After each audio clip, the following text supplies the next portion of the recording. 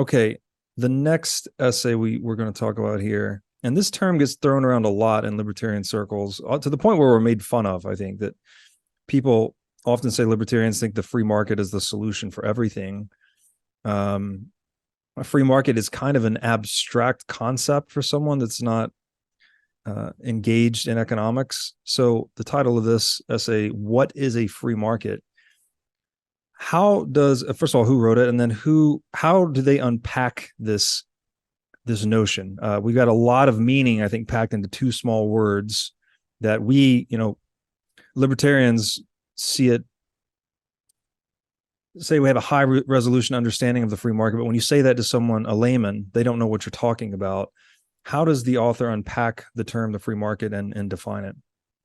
This is an essay by a PhD economist, Murray Rothbard, who taught at the University of Nevada, Las Vegas. And what he's trying to get to is the importance of a definition of a word so you can really grasp its understanding, much like looking at something through a microscope gives you a deep, in-depth understanding of the elements of whatever you're looking at. So this is important because when people make criticisms of it, you have to ask, are these valid, unique criticisms of the free market, or is this something that applies everywhere and they're just pinning it on the free market? Perfect examples would include, in the free market, people engage in very greedy activities, and this is just terrible. You might have someone who has a lot of power.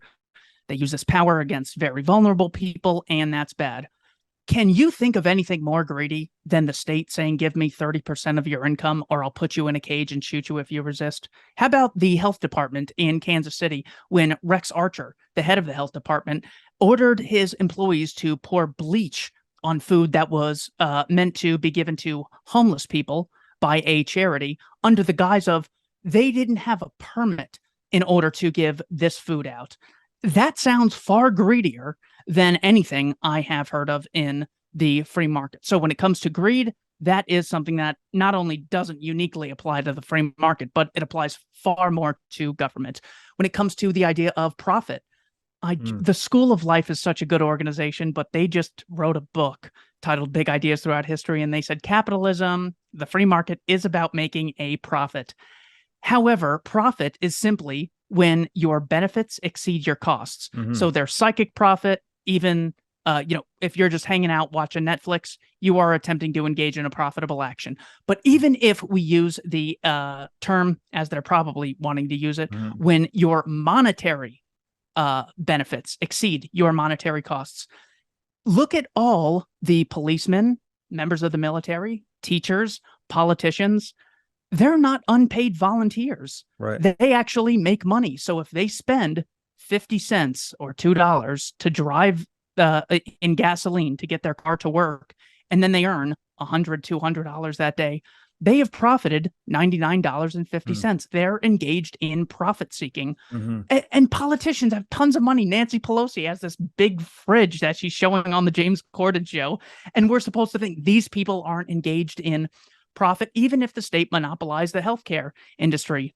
Doctors are profit seeking, and there's nothing wrong with that at all. No. So again, greed and profit are not unique aspects to the free market. The third example is when it comes to dog eat dog competition. This is when people are always trying to get one over on each other, and it's very combative, and I hate it, and I prefer cooperation. In order to run a business in a free market, in order to actually have trading partners, whether they're employee versus employee, seller or consumer, you have to first cooperate with tons of people. So you can think of, in Arizona, we have Winco stores and Costco supermarket stores. They are in competition. However, in order for Winco to first compete with to eventually compete with Costco, they have to cooperate with millions of people to build a building, to get the electricity generating. They have to have this complex web of voluntary contracts to hire employees, to hire managers, to bring the food in, to make the food available, to market, to put up the signs. And then they end up competing against a place like Costco for your dollars voluntarily. Also, does the concept of dog-eat-dog competition ever apply to democracy when a bunch of politicians get up?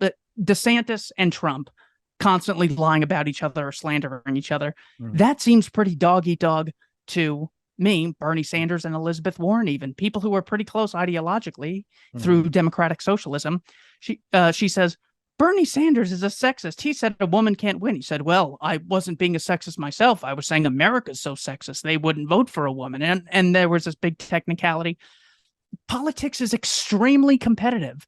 It's not like, well, if you guys want to vote, no, whoever gets the most votes wins, assuming these votes are counted with the machines and everything. But the winner gets the votes. The other person loses. That's extremely competitive. So profit, greed, competition, nothing unique about the free market. He says the free market is an interconnected web of voluntary exchanges within a society.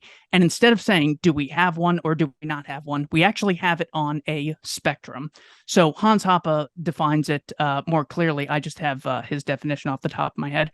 A social system based on the explicit recognition of private property and non-aggressive contractual exchanges between private property owners. There are degrees of this where there's extreme amounts of voluntarism, some regulation, complete regulation.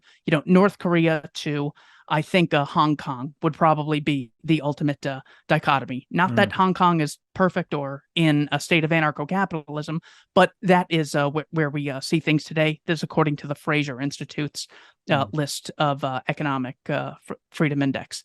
That's why defining your terms is so important. It helps you avoid mind control. Yes. And that's what the free market is. That's what Rothbard gets into in this essay.